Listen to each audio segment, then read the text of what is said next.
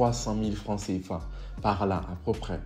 Donc, ça va de 3 500 euros à 7 400 euros. 7 400 euros ici, c'est à peu près 4 800 000 francs CFA. Donc, 4 800 000 francs CFA, c'est énorme pour un étudiant qui part de son pays pour venir étudier ici. C'est énorme dans le sens où son parent n'aura plus besoin de l'envoyer des sous chaque fin du mois pour subvenir à ses besoins s'il a sa bourse. Parce que la bourse pourra largement se prendre en charge. Maintenant, dans la région où je suis, moi je suis dans la région du centre, dans l'Emilia-Romagna, la bourse ici est à 7 000 euros. 7 000 euros ici, la bourse se donne en 3 tranches. Donc la première tranche, ce sera le mois de décembre. Donc à partir du mois de décembre. Je n'ai pas dit c'est obligatoire, hein, non. Maintenant, on peut te payer le 16, le 17, le 18. Mais c'est souvent à partir du 15 qu'on paye les travailleurs. Donc pour les étudiants également, on donne la bourse à partir chaque 15 de chaque mois. Il y a d'autres qui perçoivent la bourse bien avant. Donc la première tranche, c'est le 15 décembre qu'on donne dans l'Emilia-Romagna. La deuxième tranche en mars. Et la troisième tranche, c'est en juin. Maintenant, quels sont les critères pour pouvoir obtenir la bourse dans ces différentes phases-là? Il faut savoir déjà que si tu as fait la demande de bourse et que tu as été accepté, ta bourse va passer automatiquement à partir du mois de décembre.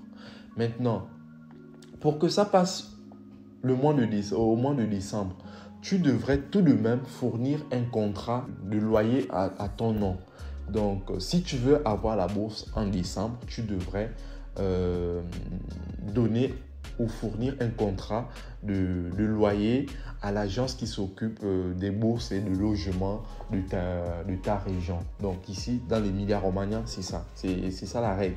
Si tu veux avoir la bourse en décembre, tu devrais fournir un contrat avant le 23 novembre. Donc, si tu as donné ton contrat de loyer, lorsque tu es arrivé, tu as trouvé ta maison et tu as eu un contrat à ton nom, tu devrais l'envoyer à l'agence qui s'occupe des bourses pour pouvoir bénéficier de la bourse au mois de décembre. Maintenant, si tu n'as pas trouvé un loyer à ton nom, tu as jusqu'au 15 janvier.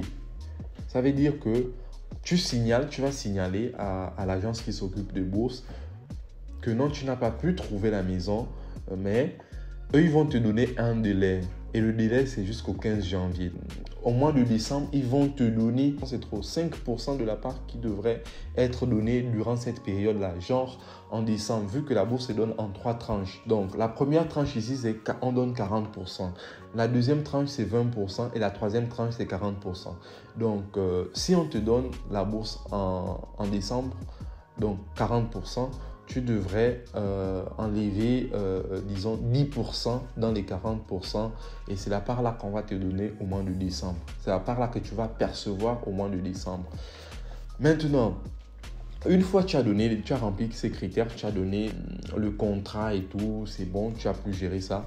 Maintenant, il faut savoir que pour la deuxième tranche, là, on ne va plus te donner sur la base de contrat ou quoi que ce soit. Là, maintenant, on va te donner la bourse en fonction de crédits que tu aurais donné. Et les crédits ici, pour percevoir la deuxième tranche dans la région de l'Emilia-Romagna, c'est 9 crédits. Donc, tu devrais, je ne sais pas, si tu as une matière de 12 crédits et que tu la donnes, tu as rempli les critères. Donc, tu vas pouvoir percevoir ta bourse au mois de mars, qui est la deuxième tranche. Tu vas pouvoir percevoir ta deuxième tranche. Et la troisième tranche ici, c'est 25 crédits pour conserver la bourse. Donc, si tu vas en deuxième année, tu devrais avoir 25 crédits pour conserver ta bourse. Maintenant, pour les 25 crédits là, si tu as été très brave, tu prends ta bourse au mois de juin. Tu prends ta troisième tranche au mois de juin. Donc là, je parle pour l'étudiant qui est assidu, qui a donné tous ses crédits à temps. Donc, il va prendre en décembre, en mars et en juin. Donc, première, deuxième, troisième tranche. Maintenant, pour l'étudiant qui a accumulé un peu de retard, lui, par contre, il ne va plus prendre sa bourse en juin s'il n'a pas donné les crédits à temps. Mais il va prendre sa bourse soit en juillet ou en septembre. En juillet, pourquoi?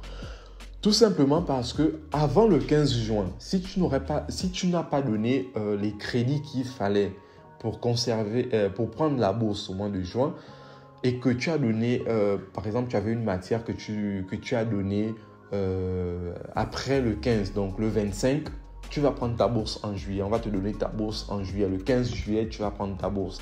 Maintenant, si aussi, après le 15 juillet, tu n'as pas pu, avant le 15 juillet, tu n'as pas donné les crédits qu'il fallait, les 25 crédits, là maintenant, tu as jusqu'au 10 août pour pouvoir donner tous les crédits.